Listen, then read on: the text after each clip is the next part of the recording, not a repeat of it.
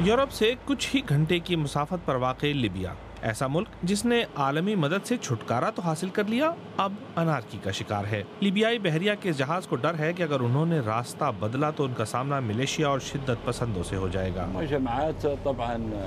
یہ مجرم ہیں، ان کا تعلق اسلامی گروہوں، شدت پسند اور ملیشیا سے ہے۔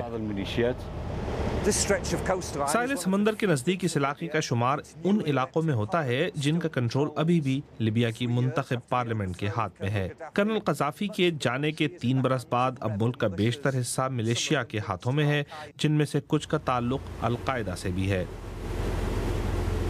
شدت پسندوں نے لیبیا کی منتخب پارلیمنٹ کے اراکین کو اس دور دراز بندرگاہ تک محدود کر دیا ہے۔ توبروک نامی یہ جگہ ٹریپولی سے 1000 کلومیٹر دور ہے اور پارلیمنٹ کے بیشتر اراکین یہاں 1977 کے بنے اس ہوٹل میں ٹھہرے ہوئے ہیں۔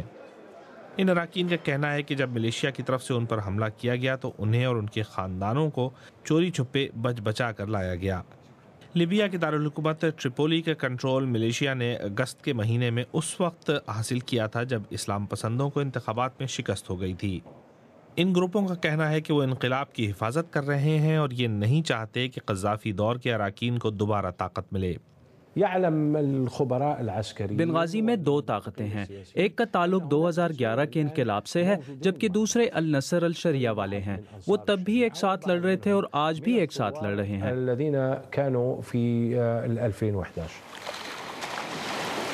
توبروک میں بہت سے نوجوانوں کا خیال تھا کہ انقلاب ان کے لیے آزادی اور مواقع فراہم کرے گا، لیکن اب شدت پسندوں کی بڑھتی ہوئی طاقت سے انہیں ڈر لگتا ہے۔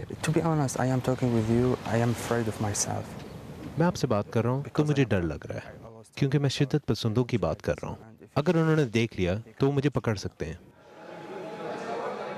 ان کا انحصار اب مقامی سیاستدانوں پر ہے جو ایک ہوٹل میں رہتے ہوئے ملک تو بچانے کی کوشش کر رہے ہیں لیکن دنیا کی مدد کے بھی منتظر ہیں۔ بدترین حالات میں یہی ممکن ہے کہ شدت پسند لیبیا پر قبضہ کر لیں گے۔ اگر ان لوگوں کے پاس تباہی پھیلانے کے لیے اسلحہ ہو تو یہ یہاں سے یورپ پر میزائلوں سے حملہ کر دیں۔